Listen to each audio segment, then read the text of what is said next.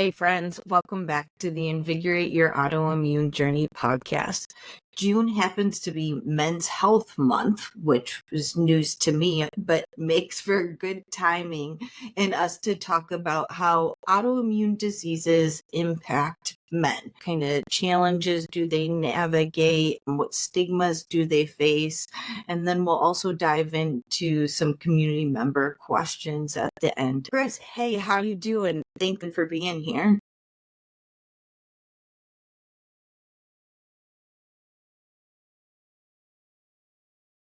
Yeah.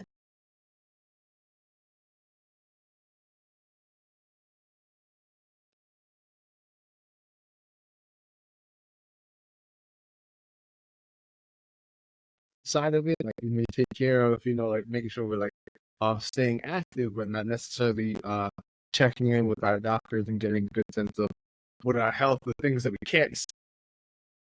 I Let's came go. across this statistic that 75% of men would rather do household chores, laundry, dishes, anything than go to their doctor. Yeah, totally believe that.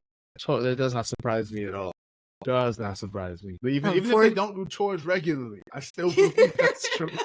Even if they're like, how do you fold this thing? I still think that's true. It's an important topic within the autoimmune disease space because I think men kind of get washed over within this area because autoimmune diseases have just a huge slant towards women.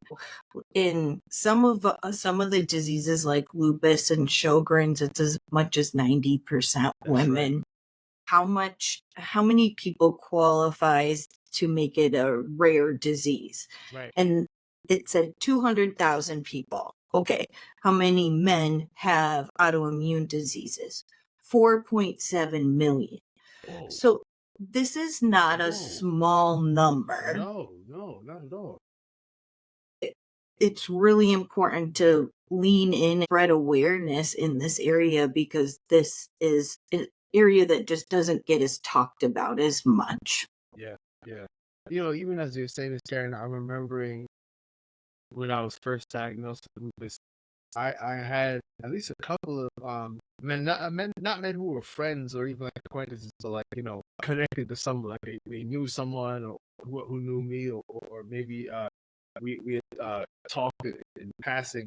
And they would kind of come up to me privately with, "Hey, Chris, I think I might have lupus now. Like, I've been feeling really terrible," and I kind of like try to confide whatever the symptoms they were experiencing in me. So it told me at least that there's still a large part of like our culture that feels very uncomfortable thinking about men suffering from these illnesses. That doesn't seem, I don't know if it's like the whole notion of being sick and all. It's not something that men want to deal with, or something specifically with these diseases that typically affect women is the cause of like the stigmatization. But I noticed early on in the first few years, it would be sort of like almost as an aside, like, "Hey man, my fingers turning blue too. What do you think that means?" Kind of like it's like going to the doctor talking to someone who we know has it.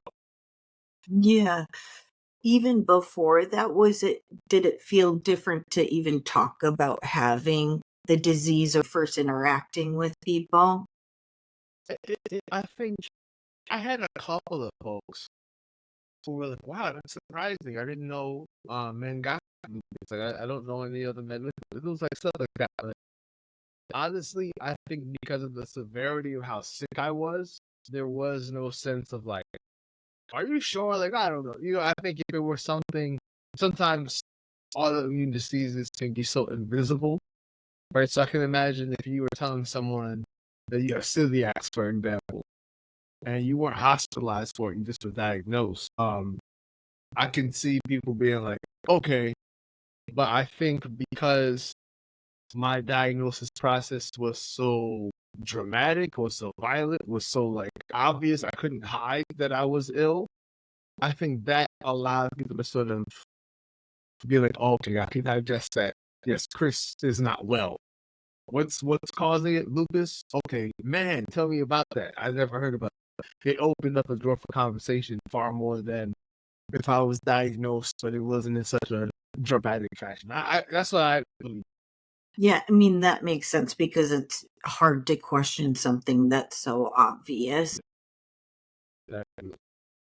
Have you come across other men with lupus or other autoimmune diseases, or how kind of rare has this been for you? Yeah, I think even 12 years in, outside of I was gonna say outside of my time being a men's support group, like I know like Lupus Foundation of America has a men's support group called the Man Okay. Cave, right? So outside of that, even because of that, I haven't met that many men compared to like the hundreds of women I've met who have lupus, maybe close to like 1,000 at this point in the journey. I'm not counting. Yeah. But just thinking about the folks I've encountered, it feels like on both hands I can count the amount of men I've met over the years. Just like, oh, I knew. How does that make you feel? Like, how is it like going through this experience? I think if I were someone who often thought about like how many men are in the room, then it would bother me. But frankly, I've worked in education, so I'm used to not being. I just came from like a work party, I was like, oh yeah, like, the only guy here. I couldn't even notice because it's just what it is. But I think if I were working in a male-dominated field, then and I was like always around other guys, like I play sports, fraternity, yeah. But those are like pretty like faces like I'm like, oh, this is like a male sport. Even now, as an adult, when I'm playing intramural sport, it's mixed up with all genders there, so it doesn't feel that obvious to me when I'm like the only guy. But so I say that to say it doesn't make me feel um anything negative, but I think in terms of one thing I've noticed in terms of like leadership opportunities with it, people like, oh wow, like, we want to hear it from a man because we haven't heard my man talk about this. But I'm like, oh, that's cool. Like, and I try to tell my story as best as I can tell it, and I hope that this is what really sticks to me. Is like my hope is my ability to feel confident and be vulnerable can inspire people to say, I don't need to like pretend to be well if I'm not. Because it's one thing in society to pretend, let's say you're pretending that your job is really great and you're pretending that you're like really successful. Right? That's not great. But people do that often. You can pretend that, you have like a happy relationship with your kid or your spouse or whatever it is. And it's not. That's common, but it's not great either. I think it'd be really difficult to pretend your health is okay. Like it's really difficult to keep up this masquerade of like, like I'm just going out. I'm just running an errand. I'm not going to a doctor's appointment. I almost trying to find a good example of why would you need to do that. Something that comes to mind as we're recording this, that we were just doing a panel where we talked to medical students. Something that comes to mind is when we were talking about employment. That's one of the questions that Javi dealt with was employment. I didn't get a chance to share, but something I remember feeling was being on an interview and or getting the job rather, and being terrified of how do I bring up that I live with lupus. Number one, I didn't want to bring this up in the interview because they don't hire you. Was it discrimination? So you don't want to put anyone in that position. That's not fair to them, right? I may not be the most qualified, but now I've mentioned this. Now they're like, oh man, like why didn't you tell us? So you don't want to do that. But at the same time, because in my first job, I had wonderful people there, and there were moments of like really big institutional support, but there are also moments with my institution I worked for at that time really let me down. And it was really painful for me. And I didn't want to experience that again, particularly in our situation, like, my wife works, but mostly like I'm working outside of the home primarily. So it's just thinking about that sort of like respect to like our family's well being. If someone doesn't have compassion towards you for that, go to an infusion, or someone doesn't have compassion for you because they're like you've used up your vacation time. You know what I mean? Like whatever it is, like I didn't want to be in those sorts of predicaments. I'm thankful it's been a good journey throughout my career, but it has been a source of like stress or at the very least anxiety, thinking like, oh man, when they find out or if they find out that I'm living with lupus, like, are they gonna treat me differently? Are they gonna treat me as I'm inferior? Are they gonna like practices we're talking about this? Are they gonna emasculate me because of the condition? A turning point or what changed? I think the turning point, yeah, because I'm thinking, particularly how I taught in public school, I didn't go in and tell them like, oh yeah, I have this illness, because also I was doing well. Like, when I got done in like 3 years, I hadn't had any health hiccup. I got finished my master's, so I was like, okay, yeah, like that must. And honestly, at that point, my mind and my thinking towards lupus was like, that happened. Like I know I'm taking medicine now, but the flare up and like all the like nightmares of it was in the past. I had no idea. I remember vividly talking to a coworker about lupus as if it were something that happened, not something that was ongoing, right? And so, and I think that was part of it, not the whole of it, but part of it was I got tired of giving people medical updates, like friends and family. When they see, how are you? How are you? Like you're getting to that. I got tired of that. So I was like, I'm good. I would just want to move on because it just got, like almost like reading out the lab report. I don't want to do this. And so I went into that job not talking about it at all. And the turning point to answer your question really was when I started getting sick. Like I didn't know, I really didn't want to accept that it was a second flare, but I was clearly not well. Like, feeling like I wanted to like faint at work and all that stuff. And it was like, just to this day, I've never been so hungry or thirsty. Like with the way that the condition was affected, it's like starving. I just ate a meal. I'm just like super thirsty if I just drank a ton of water. And it was obvious I was doing okay, and it was happening over and over again. When people who, at this point, you've worked with them for years and they care about you, like, well, I have lupus, and I'm wondering if lupus is like rearing its ugly head. So it came up that way, and I ended up once the flare happened, being like tremendously supported by the principal there, the assistant principal, my union leader, everybody at the school was really, really great. So I don't feel like justified to watch Titan there. Like I felt like that was a loving community, like really, really wonderful people. Well, I miss a lot, but like I really appreciate it. Would you say you're more open about it now? It doesn't come up as often as I thought it would. Like I'll tell you the time it really comes up is I've decided to stop. I stopped eating meat in 2019, so it comes up on 5 years. December will be 5 years, and the times when I'm at like let's say like a lunch or some sort of meal together, and people are like enjoying bacon or something. They're like, "Oh, Chris, I'm like, no, I'm vegan, or I'm plant based." However, I feel like saying it. And people be like, "Well, why?" This is a question I'm asked a lot. I'm like, "For health." They're like, "Are you okay?" I'm like, "Well, yeah." And then I was a lot. Yeah, I decided, or they'll ask you like, "What made you become vegan?" And I say, "Well, yeah, like after a lupus flare, I started looking into ways I can reduce the inflammation in my body, and I saw that like meat increases inflammation in your body. So I said, let me stop doing that, and that was that. So those are the times it comes up, but not other than that. It doesn't really. It's not something I'm talking about all the time, unless it's like lupus awareness month or like getting to the season that you walk and lupus on us. I feel you. I was similar in that you feel like you're constantly giving medical updates. Let's get into some of these community member questions because I think some of these experiences we've touched on, you can elaborate a little bit more and help them out. We've already kind of gone through this, but anything to add on to, do you find it hard to explain your condition to others and how do you handle it? I think now, 12 years in the game, I am much better at dealing with this point, which is a tough point.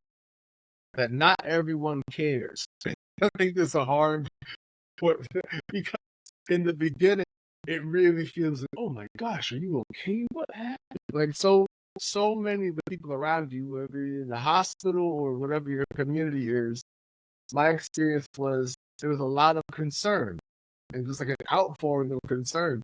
And one of my I like to laugh at absurd things. So one of my favorite, like, this is ridiculous moments was I was talking to a group of high school students because their biology teacher asked me to come in and talk to them. And they were doing a unit on autoimmune disease, and I was sharing my experience, clearly a life-threatening experience, right? Like, the elephant in the room, like, almost died, right? Like, that's a real thing.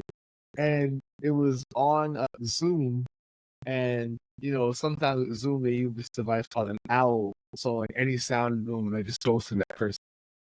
And so it goes to this one kid who's just knocked out cold. His mom just, like, talking about, like, the most difficult challenge in my entire life, and he just, like, nap time. And just, like, you have to sort of deal with the fact that this thing that's very, very important to you, that has impacted you and your loved ones, and you're gonna live it for the rest of your life. There are some people who that just will not move them. They're not gonna be like, man, tell me more. I can't wait to read the book. No, they just don't care. But how do you deal with that within yourself when you're sharing this information? Whether you're asked to share information with people or like you're trying to tell someone like, hey, this is what's going on, and they don't care. You have to sort of preserve your own dignity, your own sense of self. And then this, so that very much like, indifferent or apathetic reaction, How are you going to deal with that? So that's something that has, I think, in terms of like, something that has made explaining my condition difficult, but in general, you almost have like honed in your story where you're not, giving the like unabridged version. You can just say it really quickly. Yeah. I was on a work trip and talking to a colleague. My lupus was very obvious at that point. We were talking about it. I just can't relate. The hardest thing I've had is act. She wasn't to compare or anything, Right. but the realization people just aren't going to understand the level that this is. Yeah. And that was a big awakening for me, just in that one conversation. Right. Because you're looking for this deep understanding. Like, that sounds tough. Yeah, it's sunny day today. Let's move on. Totally. Okay, next question. How do you navigate the information when it's mostly geared toward women? I love this question. And I think this is a very great question. I think it's really important for us to number one, examine and be honest about your social location, right? And I think it's important for me as a man to understand how to thrive in this space where my identity as a man is not centered.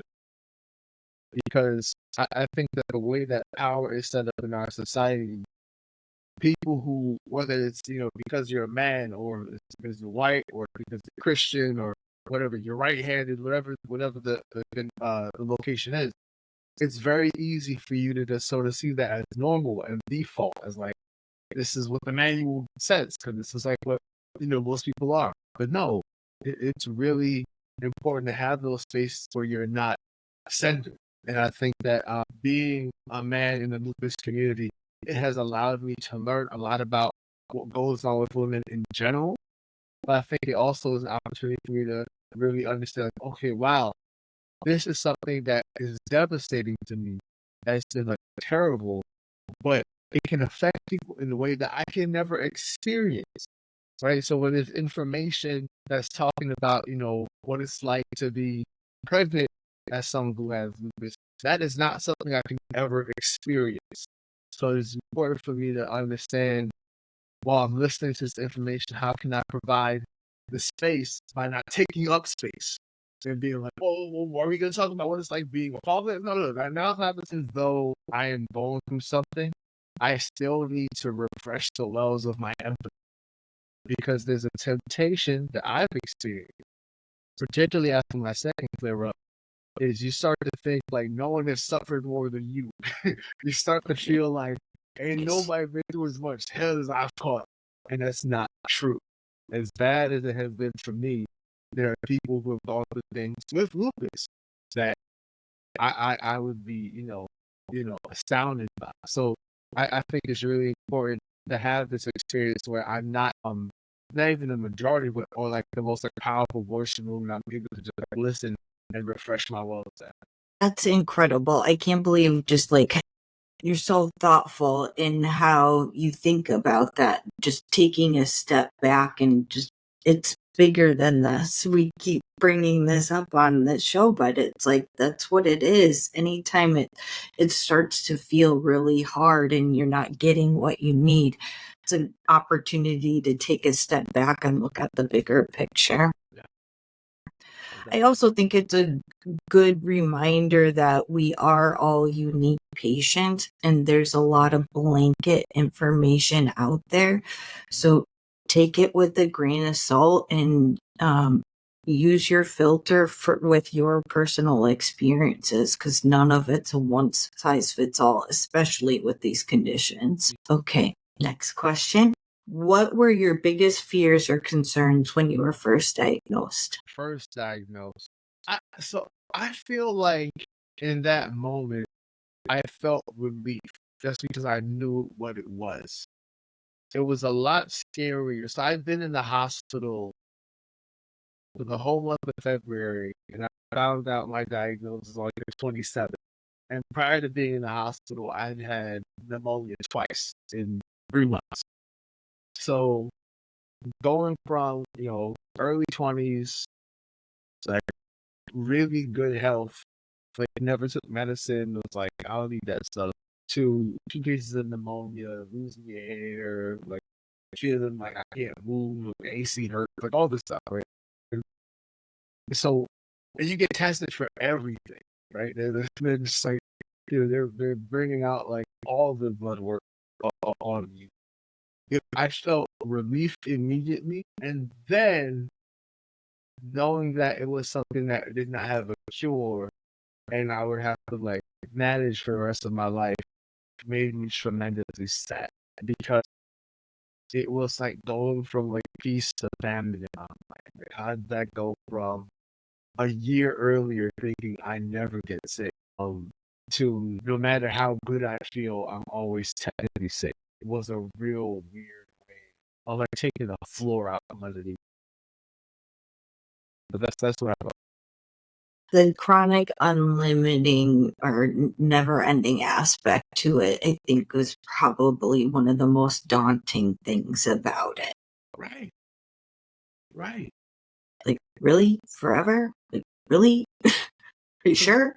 Because what other cold or condition have we had up until that point? Like you say, I have the flu. You don't say I have the flu forever. You don't say like, you know what I mean? I have a broken arm, I have a broken arm forever. Whatever it is. And this thing just like you said, the chronic, it's overwhelming. Yeah. I've had a lot of surgeries, and it's like I always knew there was an end in sight and there was light on the other side. This leads us into the next question. How do you stay hopeful and motivated despite ongoing hurdles? I think, and this is to me, once again, I really believe that autoimmune diseases and disorders give a lot of opportunity to practice like good life principles. And so something I think about, and as you know, Karin, sports fan over here, one of the sports I played that I really love and still enjoy as a fan now is baseball. And it doesn't make sense. It's not a good strategy to just trying to get home runs. Like you're not gonna win. The whole thing you're trying to do is hit a home run, right? But if it happens, that's nice. But you can win without it. And I think if your only definition of like life is good if I don't have lupus, or life is good if I don't have some chronic illness, I think you're setting yourself up for a lot of disappointment. Right. So to me, it's about understanding and really breaking down to the very last compound. What do I need? What are the ingredients for a quality life? Right. And it's not one size fits all. For some people, that may mean like I go to the beach, once a week, or they say like I need to be able to do this activity, I need to see these people, I need to be able to eat this kind of food wherever they live, this area. You need to think about what has made you enjoy your life so far, or what are the things you want to enjoy going forward. Because I think hope requires some sort of orientation towards the future, right? Because it's very easy for us to only look at our lives in the past. I used to dance. I used to play this sport. I used to be able to, drive across the country by myself. Whatever the thing is that you used to be able to do that you're now, at the very least, inhibited by, your ability to fully do. But you have to think about it in terms of what are the things you're looking forward to. And maybe those goals, scratch that. Absolutely, your goals should evolve, right? So at one point, my goal was to be in the NBA when I was like 9 years old. At some point, I figured out that was going to happen.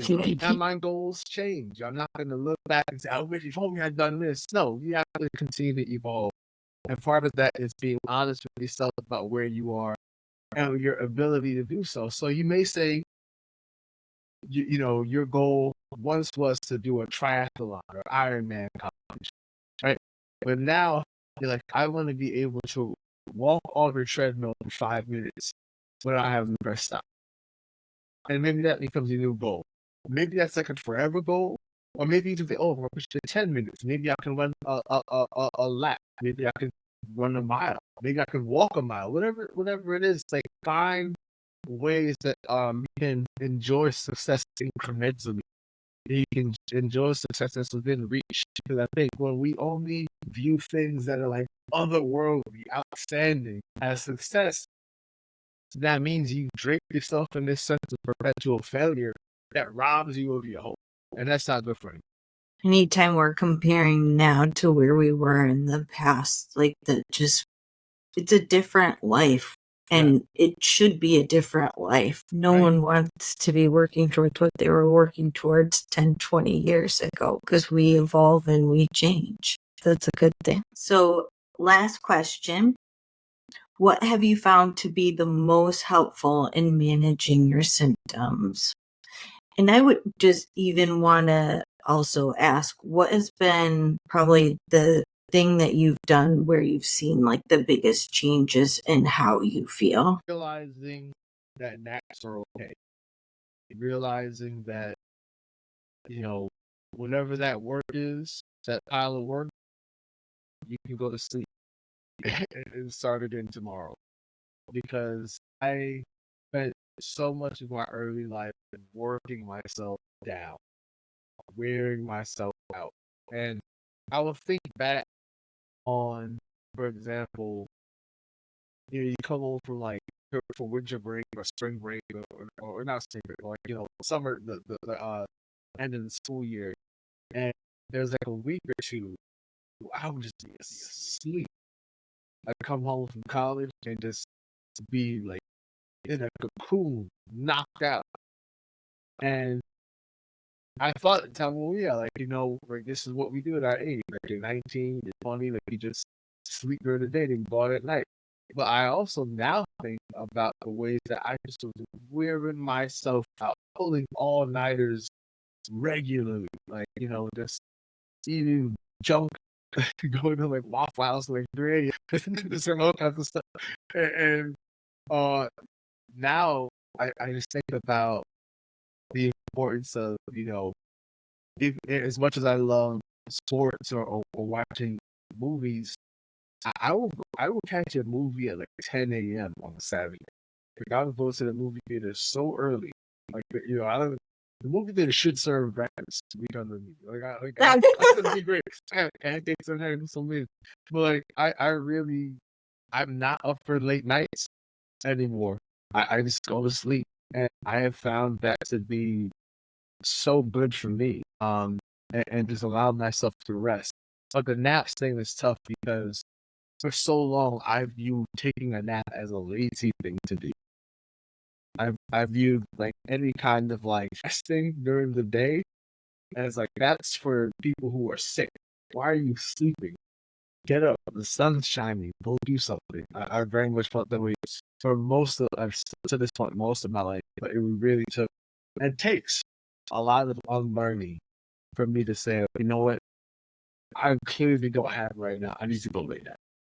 It's like a humbling thing for me. Almost like it defeats sometimes. I do it and it allows me to continue. That's probably one of the most important things, but I think it can be one of the hardest things. There is definitely some immediate feedback, but it's not as obvious as some of the other things. Same with like mental health and meditation and mindfulness. Right.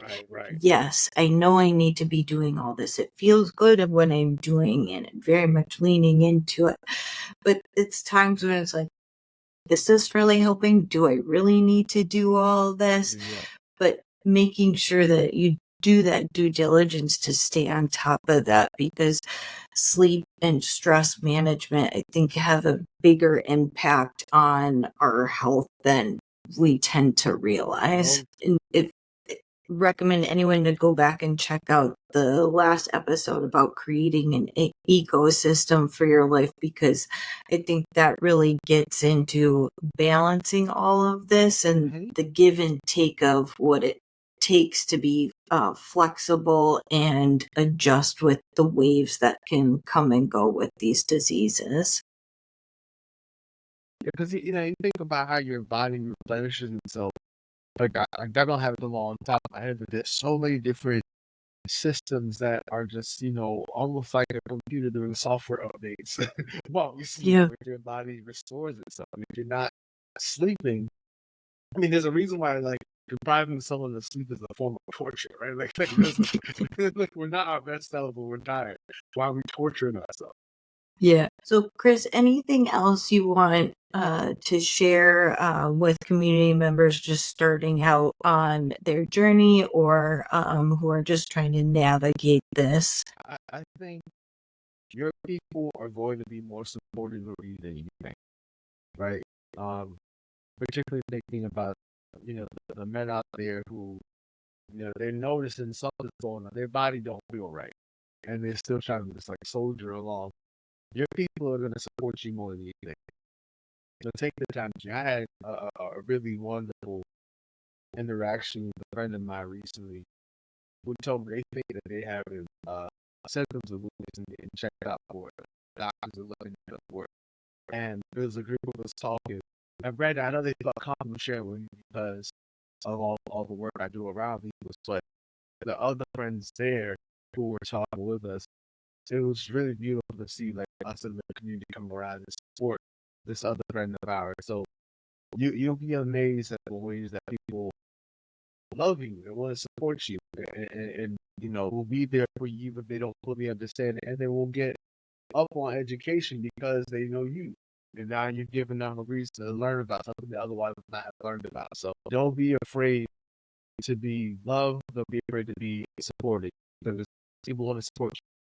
That's one of the neatest things that I've experienced throughout this process is people have again and again surprised me with their compassion and empathy. Thank you. For our audience, and you can reach us through the Invigorate Your Journey website. Please take care of yourself. Chris, thank you as always for being here. Anything else you want to add? No, it's always great to be here. Catch me on. I just updated my Substack and I was baddeschapman.com. You go to that and you can see my other. Go ahead and check out baddeschapman.com. Good luck to me. Awesome. Thanks. Take care.